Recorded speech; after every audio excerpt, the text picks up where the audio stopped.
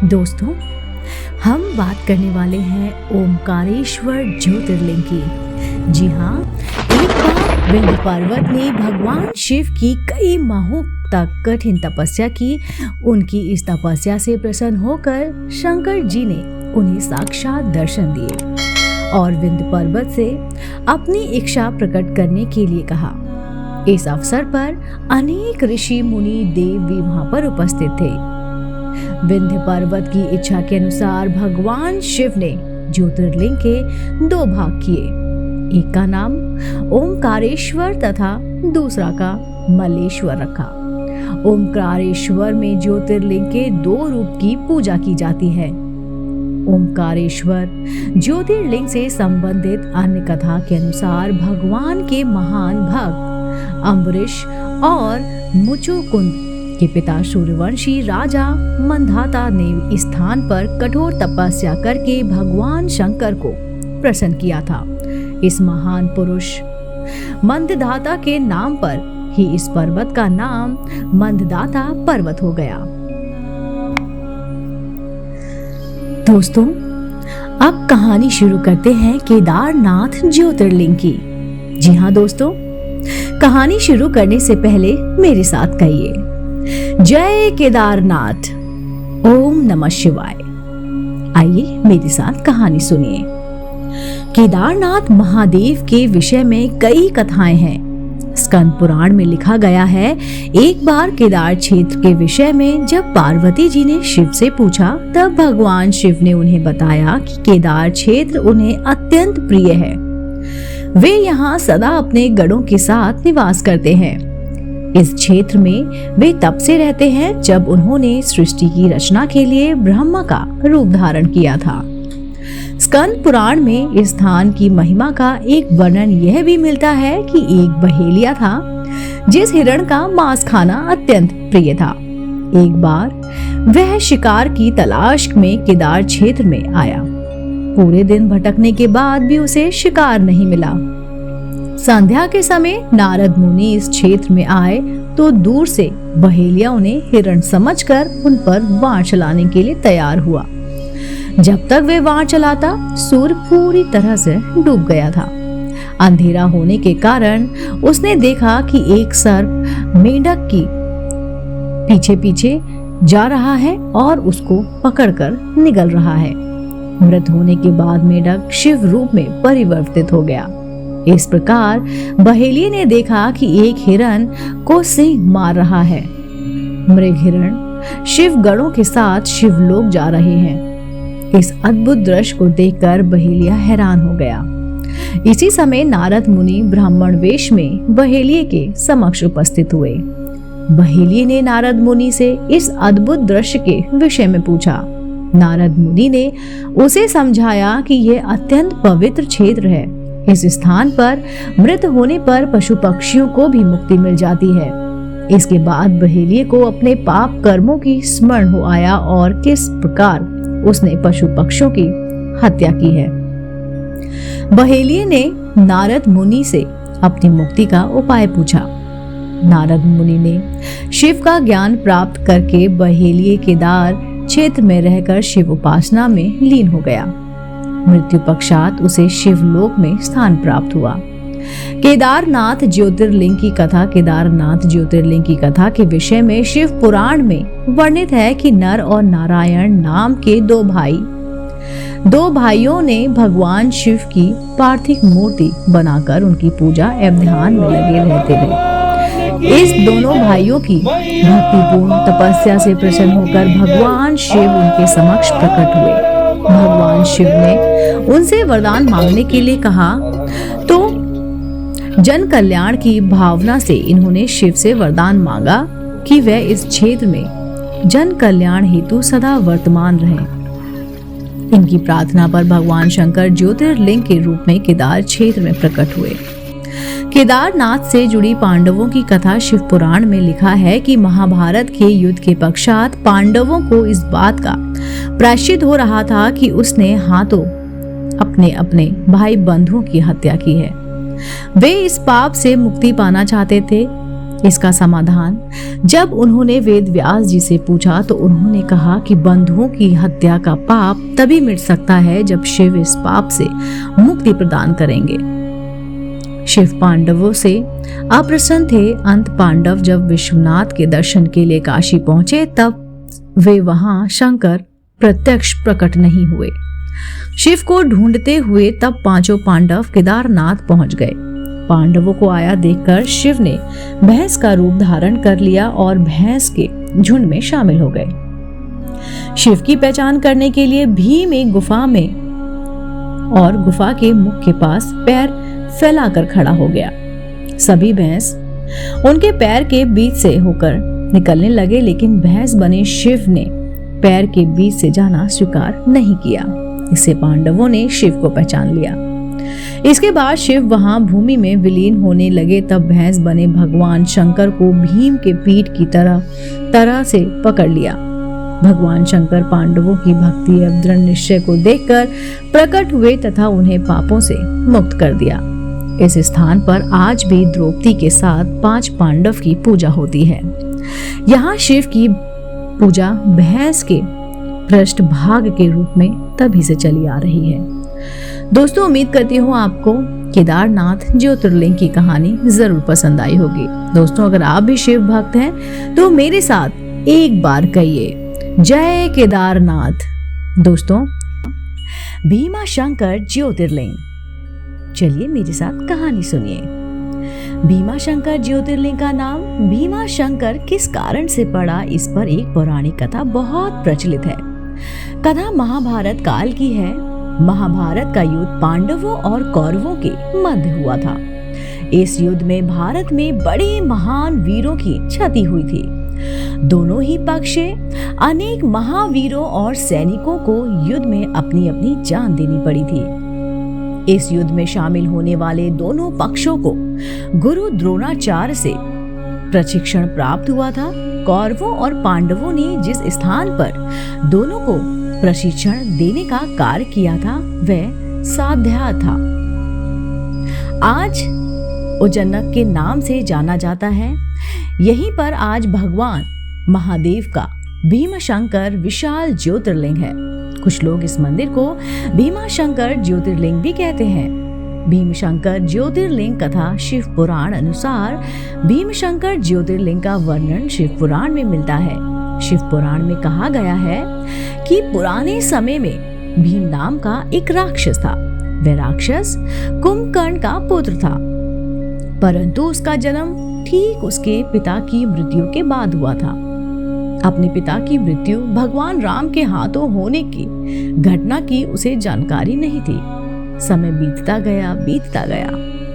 उसके साथ जब उसे अपनी माता से इस घटना की जानकारी हुई तो वो श्री भगवान राम का वध करने के लिए आतुर हो गया। अपने उद्देश्य को पूरा करने के लिए उसने अनेक वर्षों तक कठोर तपस्या की। उसकी तपस्या से प्रसन्न होकर उसे ब्रह्मा जी ने विजयी होने का वरदान दे दिया। वरदान पाने के बाद राक्षस निर्कुश हो गया और उसने मनुष्यों के साथ देवी देवताओं को भी भयभीत करने लगा। धीरे धीरे सभी जगह पर उसके आतंक की चर्चा होने लगी। युद्ध में उसने देवताओं को भी परास्त करना आरंभ कर दिया। जहां वह जाता मृत्यु का तांडव होने लगता था। उसने सभी और पूजा पाठ बंद करवा दिए। अत्यंत परेशान होने के बाद सभी देव भगवान शिव की शरण में गए। भगवान शिव ने सभी को आश्वासन दिलाया कि वे इस उपाय का जरूर उपाय निकालेंगे। भगवान शिव ने राक्षस को नष्ट कर दिया। भगवान शिव ने सभी देवों से आग्रह किया कि वे इसी स्थान पर शिवलिंग रूप में विराजित होंगे।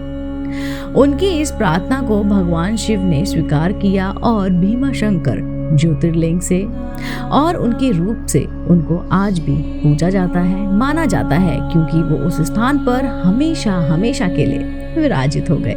वैद्यनाथ ज्योतिर्लिंग, जी हाँ, ये कहानी शिव पुराण से है। दोस्तों, अगर आप भी शिव भक्त हैं तो मेरे साथ एक बार कहिए ओम नमः शिवाय, बम बम बोले। चलिए कहानी शुरू करते हैं। पौराणिक कथाओं के अनुसार यह ज्योतिर्लिंग लंकापति रावण द्वारा यहाँ पर लाया गया था। इसकी एक बड़ी ही रोचक कथा है। रावण भगवान शंकर की परम भक्त था। शिव पुराण के अनुसार एक बार भगवान शिव को प्रसन्न करने के लिए रावण हिमालय पर्वत पर जाकर शिवलिंग की स्थापना करके कठोर तपस्या करने लगा। कई वर्षों तक तप करने के बाद भी भगवान शंकर प्रसन्न नहीं हुए। तब रावण ने शिव को प्रसन्न करने के लिए अपने सिर की आहुति देने का निश्चय किया।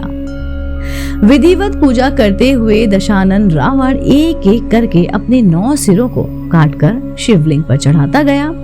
जब 10वां सिर काटने वाला था तब भगवान शिव वहां पर प्रकट हुए और रावण को वरदान मांगने के लिए कहा। रावण को जब इच्छित वरदान मिल गया तब उसने भगवान शिव से अनुरोध किया कि वह उन्हें अपने साथ लंका ले जाना चाहता है। शिव ने रावण से कहा कि वह उनके साथ नहीं जा सकते, वह चाहे तो यह शिवलिंग ले जा सकता है। भगवान शिव ने रावण को वह शिवलिंग ले जाने के लिए कह दिया और बताया कि जिसकी पूजा करते हैं उसके 9 सिरों की भेंट चढ़ाई थी, वो शिवलिंग वो लेकर जा सकता है। शिवलिंग तो ले जाते समय शिव ने रावण से कहा कि इस ज्योतिर्लिंग को रास्ते में कहीं भी भूमि पर मत रखना, अन्यथा यह वहीं पर स्थापित हो जाएगा। भगवान विष्णु नहीं चाहते थे कि यह ज्योतिर्लिंग लंका पहुंचे, अतः उन्होंने गंगा से रावण के पेट में समाने का अनुरोध कर दिया। रावण के पेट में जैसे ही गंगा पहुंची, रावण के अंदर मूत्र करने की इच्छा प्रबल हो उठी। वह सोचने लगा कि शिवलिंग को किसी को सौंपकर लघु शंका करके तभी विष्णु भगवान एक ग्वाले के वेश में वहां पर प्रकट हुए। रावण ने उस ग्वाले बालक को देखकर उसे शिवलिंग सौंप दिया और जमीन पर ना रखने की हिदायत दी। रावण जब मूत्र करके वहां से वापस लौटा, उसकी मौत की इच्छा समाप्त नहीं हो रही थी। ऐसे में रावण को काफी समय लग गया और वह बालक शिवलिंग को भूमि पर रखकर विलुप्त हो गया। रावण जब लौटकर आया तब लाख प्रयास करने के बावजूद शिवलिंग वहां से टस से मस न हुआ। अंत में रावण को खाली हाथ लंका लौट जाना पड़ा। बाद में सभी देवी देवताओं ने आकर इस ज्योतिर्लिंग की पूजा की और विधिवत रूप से उनको स्थापित भी किया। त्र्यंबकेश्वर ज्योतिर्लिंग और काशी विश्वनाथ ज्योतिर्लिंग। चलिए आइए मेरे साथ कहानी सुनिए। सबसे पहले बताते हैं त्र्यंबकेश्वर ज्योतिर्लिंग के बारे में। त्र्यंबकेश्वर ज्योतिर्लिंग के संबंध में एक पौराणिक कथा बहुत प्रसिद्ध है। कथा के अनुसार गौतम ऋषि ने यहाँ पर तप किया था। स्वयं पर लगे गौ हत्या के पाप से मुक्त होने के लिए गौतम ऋषि ने यहाँ पर कठोर तपस्या की थी और भगवान शिव से गंगा नदी को धरती पर लाने के लिए वर भी मांगा था। गंगा नदी के स्थान पर यहाँ दक्षिण दिशा की गंगा कही जाने वाली नदी गोदावरी का यहाँ उसी समय उद्गम हुआ था। दोस्तों, यह थी कहानी त्र्यंबकेश्वर ज्योतिर्लिंग की। अब कहानी शुरू करते हैं काशी विश्वनाथ ज्योतिर्लिंग की। विश्वनाथ ज्योतिर्लिंग के संबंध में भी एक बहुत पुरानी और पौराणिक कहानी बहुत ज्यादा प्रचलित है। बात उस समय की है जब भगवान शंकर माता पार्वती से विवाह करने के लिए और उसके बाद में कैलाश पर्वत पर ही रहते थे। परंतु पार्वती जी को यह बात अखरती थी कि विवाह के बाद भी उन्हें अपने पिता के घर में ही रहना पड़े।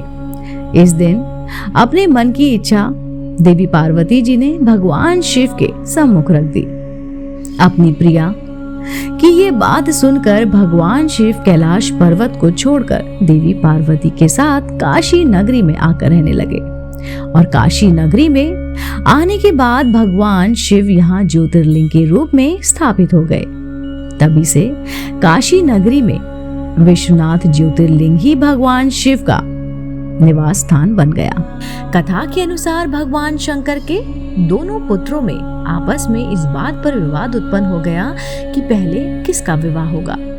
जब श्री गणेश और श्री कार्तिकेय जब विवाद में किसी हल पर नहीं पहुंच पाए तो दोनों अपना अपना मत लेकर भगवान शंकर और माता पार्वती के पास गए अपनी दोनों पुत्रों को इस प्रकार लड़ता देख पहले माता पिता ने दोनों को समझाने की कोशिश की, परंतु जब वे किसी भी प्रकार से गणेश और कार्तिकेय को समझाने में सफल नहीं हुए तो उन्होंने दोनों के समान एक शर्त रखी। दोनों ने कहा कि आप दोनों में से जो भी पृथ्वी का पूरा की पूरा चक्कर लगाकर सबसे पहले हमारे पास आएगा वही सफल होगा, उसी का सबसे पहले विवाह करा दिया जाएगा। विवाह की यह शर्त सुनकर दोनों को बहुत ज्यादा प्रसन्नता हुई। कार्तिकेय का वाहन क्योंकि मयूर है, इसलिए वह तो शीघ्र ही अपने वाहन पर सवार होकर इस कार्य को पूरा करने के लिए चल दिए, परंतु समस्या श्री गणेश के सामने आई। उनका वाहन मूषक है और मूषक मंद मंद गति में चलता है।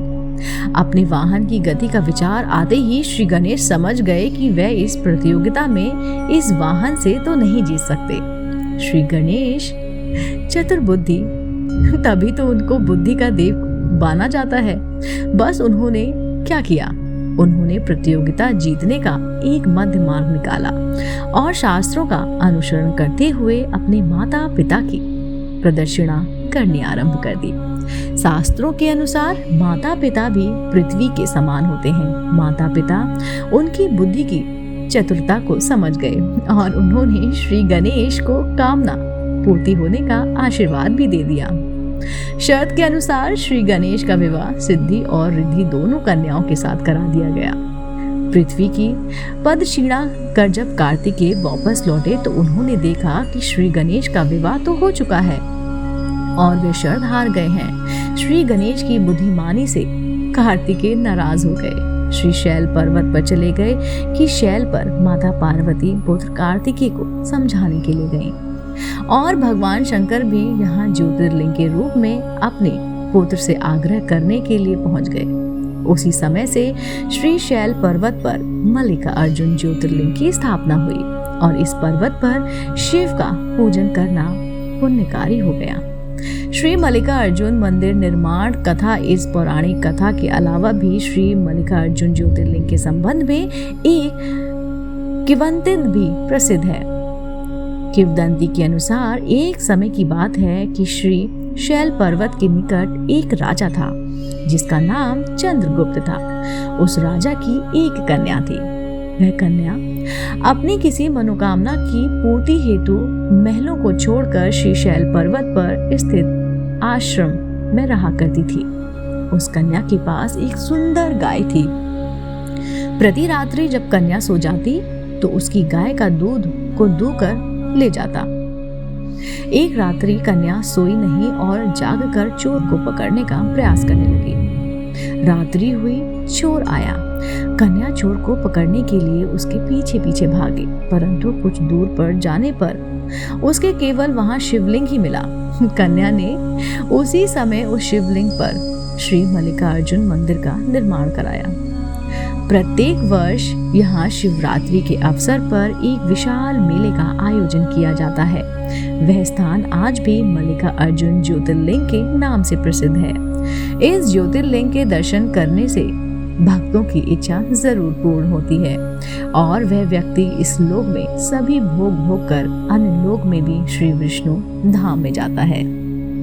दोस्तों, अब हम बात करते हैं महाकालेश्वर ज्योतिर्लिंग की।